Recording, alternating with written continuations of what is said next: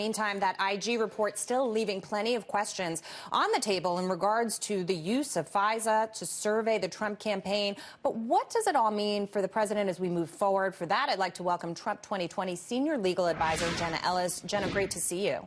Great to see you, too. Thanks for having me. You heard Blake's report there. The findings here that there was no political bias, yet omissions, inaccuracies, 17 significant errors. Talk to me about your view on this.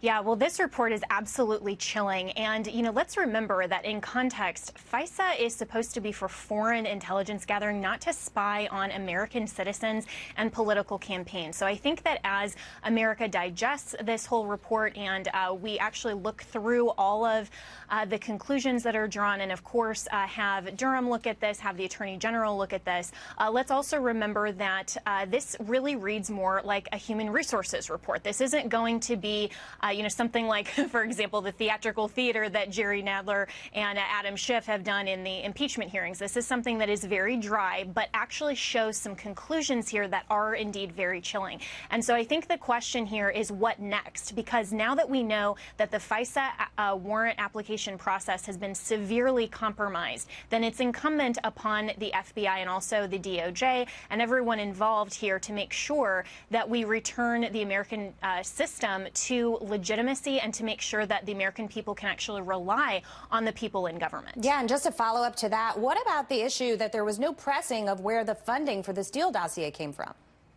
Yeah, I think that it's just going to be a really interesting question, and I hope that this is pursued. And again, as we look through this report, I think it's very telling that there was reliance on misinformation here. And so, in any context, like for example, a criminal warrant under the Fourth Amendment, for anyone who has to get actual evidence in order to have a judge sign off on a warrant, you have to have legitimate legal reasons for that, and you have to have actual evidence, and you have to have straightforward proof and facts. And if you don't have that, if you manipulate that, if you lie on that, or if you fabricate the evidence, that can not only throw out an entire case, but that can also have criminal implications for the people involved. And so I think it's going to be very important moving forward here to see what the DOJ does with this report. I think you're right.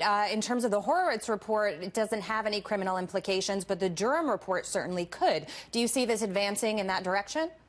It's possible, absolutely. And I think that even with the implications of the Horowitz report, even though, of course, the Democrats are going to try to minimize this, again, it's very, very chilling what we're seeing here. And to see that there have been manipulations of the FISA process. Comey absolutely did not comply with FBI guidelines. And there was spying on, now we know, 4 Americans that were involved in the 2016 campaign for President Trump. I think that this is very appropriate that the DOJ look at those possibilities. So I think it remains to be seen, and I'm not going to get ahead of the DOJ, but I think that it certainly could head in that direction. It's interesting the timing of these two things happening, right? You have the House impeachment hearings, and you also have the IG report coming out.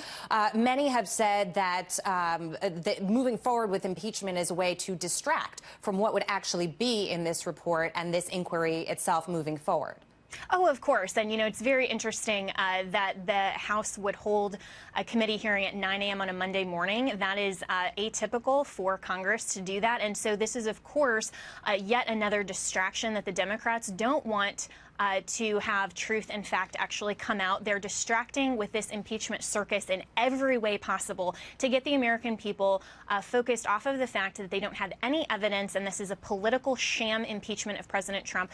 On the Judiciary House report that came out on Saturday, they actually admitted, Jerry Nadler said that the Nixon and Clinton impeachment standard constitutionally was no longer valid, and he was going to reinterpret that standard. And they also said in that report that impeachment is not to punish for past wrongdoings, which they have no proof of, by the way, for President Trump, but just to make sure to, quote unquote, protect the nation from future threats to democracy. That's what elections are for. We vest our elected officials with who